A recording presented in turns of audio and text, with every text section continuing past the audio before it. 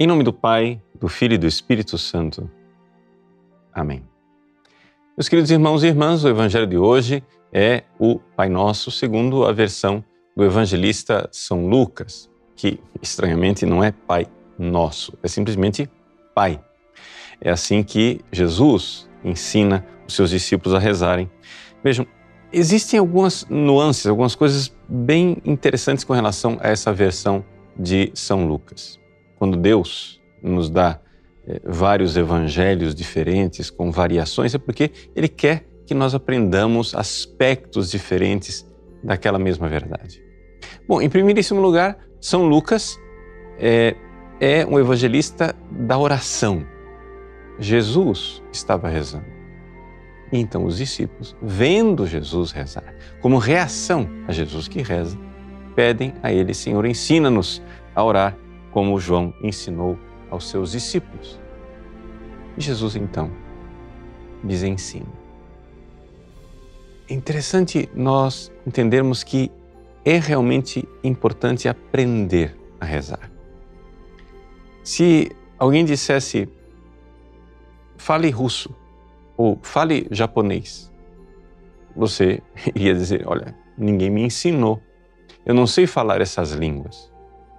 Então a mesma coisa com relação à oração.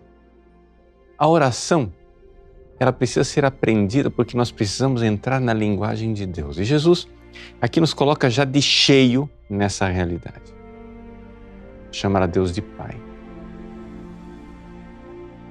Chamar a Deus de Pai, aqui, para nós cristãos, é algo com uma densidade muito grande. Por quê?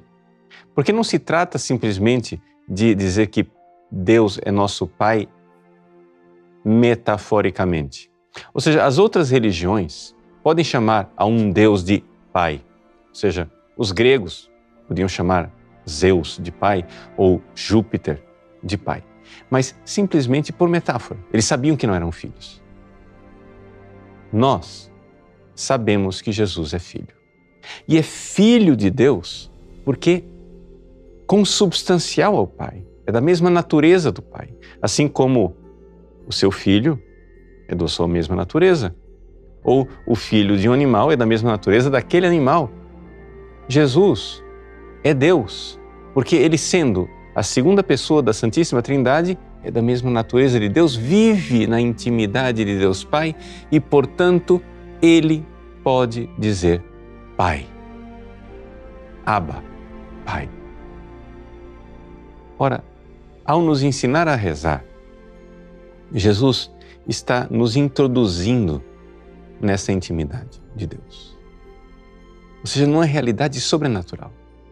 Numa realidade onde, lá no céu, o Pai ama o Filho e o amor deste Pai pelo Filho e do Filho pelo Pai, consequentemente, é o Espírito Santo. Nós entramos nessa felicidade trinitária. Nós entramos nessa realidade trinitária. E como que nós podemos entrar? Bom, o próprio Jesus disse, eu sou o caminho. Jesus é a porta que nos conduz.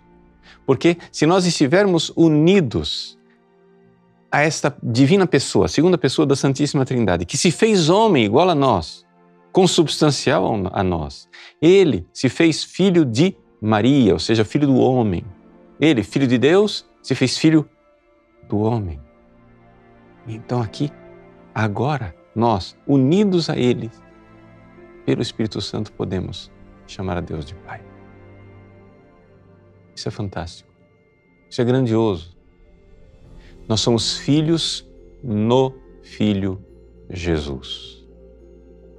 Isto é algo de muito profundo, porque enquanto as outras religiões podem chamar a Deus de Pai, na metáfora, na poesia, nós podemos chamar a Deus de Pai na graça. Jesus chama Deus de Pai por natureza. Nós chamamos a Deus de Pai porque recebemos a graça de sermos filhos. Não fomos gerados nem pela vontade da carne, nem pelo sangue. Nós fomos nascidos de Deus. Ex Deo nati sunt, como diz o prólogo de São João. Essa é a graça que nós recebemos do Filho Jesus. Deus abençoe você. Em nome do Pai, e do Filho, e do Espírito Santo. Amém.